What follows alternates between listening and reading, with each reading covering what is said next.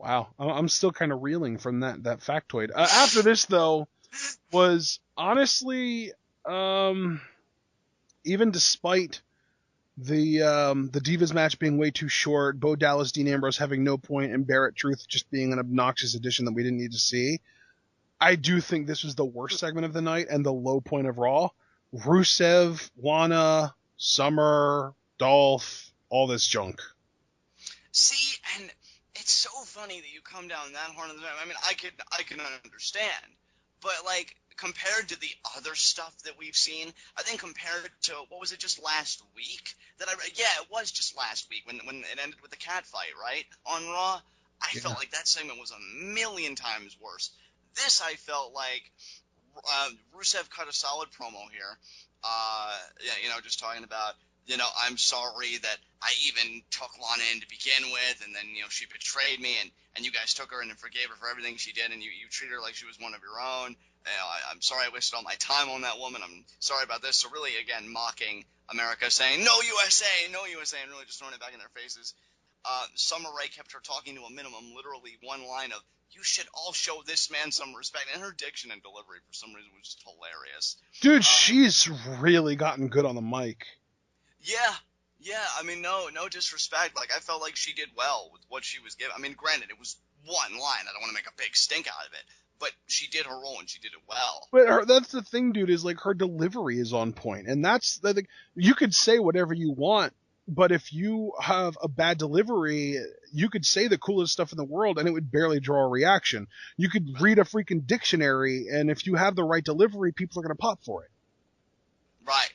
Yeah, absolutely. I think that's actually a great way of putting it. That's all. Well, But that's then honestly that's what made CM Punk so great. Was, and again, like people even can go back to the first pipe bomb that he dropped on, I want to say June 27th, 2011, in Las Vegas. That whole thing, maybe not scripted to the letter, but it was all written and approved for him by WWE writers. It was the delivery that made it special because he had so much conviction in what he was saying. I think it just goes back to putting it succinctly. It's not what you say, but how you say it. And Oh yeah, Summers, 100%. I yeah, firmly believe that to be true. And now I'm not trying to say that Summer Rae is as good as CM Punk, but if you right. compare her to literally every other diva on the main roster, and you can even include Paige in this, her delivery as a speaker, as a talker, is miles ahead of everyone. I hope she keeps that up, man. I hope if they do give her more mic time in the course of this, that she doesn't kind of derail her own momentum, and then you end up wanting to redact your statement. Because I did like what she did here tonight. All kidding aside and stuff. Because it works. I don't know if I'm crazy about this pairing, but I feel like this pairing solely exists to give Lana someone to work off of in summer. And if that's the case, I suppose that's fine. I mean, I'm still really worried about how Lana is gonna be overall when that time comes, but we'll see what happens. But then Dolph comes out, and he pretty much calls, crap on Rusev. He says, you're just angry because you lost the best thing that ever happened to you, and you can't handle it because you owe your success to one person, and that is Lana, and that's the truth, and you can't handle it. And then he referenced a song Rusev sang last week, or butchered in Dolph's words, you don't know what you have till it's gone, and pretty much saying, well, yeah, Lana's gone because she's with me now. And then, so I liked what Dolph said here. I don't even think Lana said anything, did she? She didn't get any mic time, if I No, remember. she didn't say a word. Then that's an issue to me because she's supposed to be this strong, independent woman who don't take no crap from anybody. And I mean, the other line that typically goes with strong, independent woman is that she don't need no man. But everything about her booking recently proves otherwise. Yeah, yeah, I will say, I would have liked for her, again, maybe to keep it succinct like Summer, maybe say only one or two lines, because I find, when Oh, and anybody, that's another thing that I absolutely hated about this. I guess you could call it a segment, but really it wasn't even a part of this segment. Lana tweeting to Summer that what she did last week was a cheap shot from a cheap excuse for a real woman. Can I ever possibly emphasize enough how much I despise it when people say, you're not a real insert gender here? right, That is literally the most obnoxious thing that talkers do in WWE.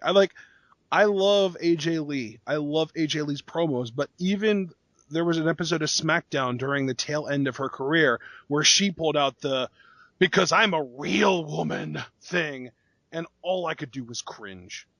I despise that so much. And like, here's the thing. What is that supposed to mean? What defines a real woman? And if the answer is anything but a very rigid explanation, then it's subjective and immediately it goes out the window. If it is a rigid explanation, you're wrong because gender isn't rigid. Exactly.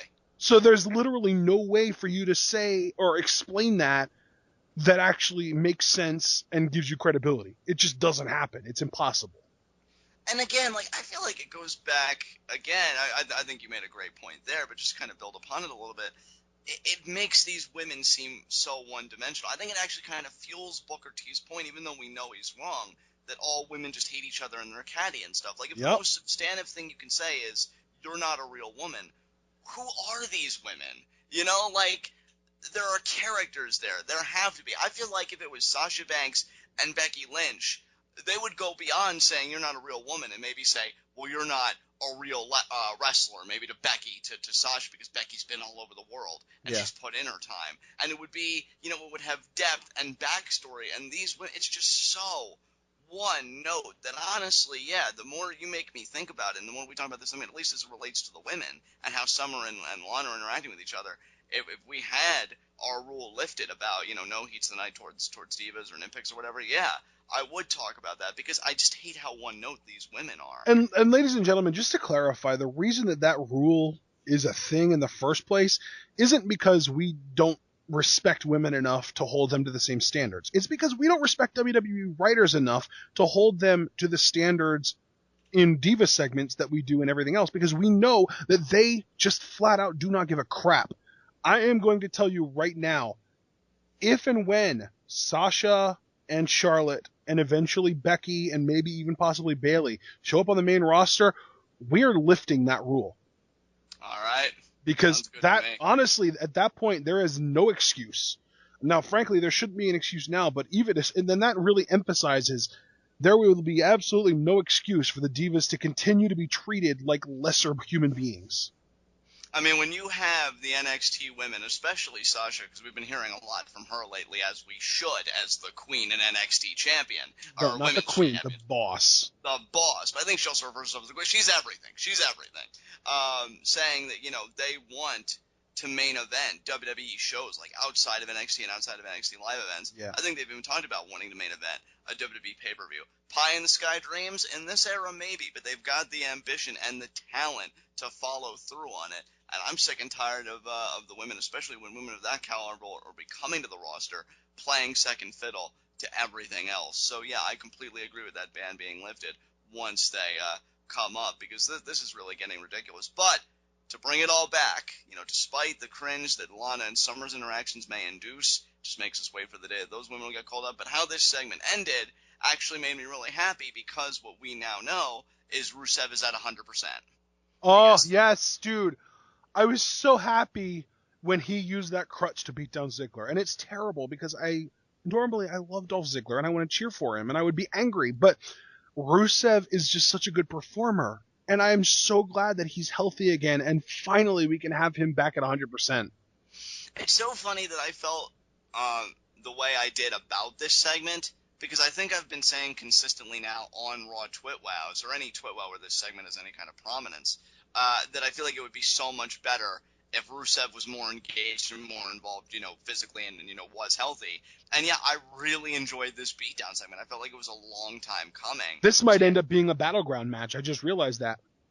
Yeah, now the question is, will the battleground match be Rusev versus Ziggler one-on-one, or will it be an intergender tag match? Oh, no. No. Lana's not ready for in the ring yet. Yeah, and I agree with you. So I'm hoping it's Rusev Ziggler, just one-on-one. And I think it will be, too. Yeah, so do I. I'm pretty sure that's what it will be. I just always got to keep my cringe in the back of my mind. But yeah, Rusev does lay out Ziggler with the crutch, does a super kick. Does he put Ziggler in the accolade at all? I don't remember. No, he didn't. Yeah, he didn't put Ziggler in the accolade. I thought that was so weird, because he just, I mean, he attacked him with the crutch. He beat the crap out of him with the crutch. He broke it over his back. And then, like, he was taunting and he was waiting for Ziggler to stand back up, and then he nailed him with a super kick with his cast foot. Right. So then So, that was when yeah. he took the cast off, threw it at the commentary table, and then we had Summer kick Lana and throw her out of the ring. And then Rusev went back to beating down Ziggler. Like, he grabbed him and he tried to pick him up by the hair. Ziggler tried fighting back, but then Rusev just kicked him and then slammed him. He, like, put his crutch up against Ziggler's throat and slammed it on the ground. Oh, yeah. Oh, that was brutal. He whooped that ass. Yeah. And he did that thing where he, like, gets into, like, a squat and just, like, throws his arms out in the air and he's like, yeah! And then the refs came out to try and tend to Ziggler, and in the meantime, Rusev grabs the other crutch that isn't broken and goes back to beating Ziggler down while they're trying to get him on a gurney. So happy that Rusev's healthy. Yeah. Because I still am a pretty, big Rusev fan. Maybe next week we can get Rusev versus Roman Reigns. I would enjoy that, or hell, if you want Rusev, and I'm not just saying this for my own sadistic pleasures, I swear, Rusev versus Zack Ryder to kind of reestablish him in the ring, do that, and you have Summer Rae kind of be his valet there, that's cool too. Whatever you want to do, just kind of re-immerse him in the ring next week. Yeah. And yeah, then it just really gets us hyped for Battleground. But yeah, definitely with the way this segment was punctuated, I felt that was definitely the highlight of it all, so good stuff. Absolutely. Up next, we had a quick little promo vignette, video package, whatever you want to call it, kind of promoting the Battleground main event, where they showed the backstage interviews where Lesnar talked about how Rollins, he isn't the champion. As far as I'm concerned, he stole that title from me. And then Rollins just like, man, I don't care what Brock Lesnar thinks of me. I have the championship. Oh, Seth. Yeah, he's so cheesy, and I love it. So what comes after this?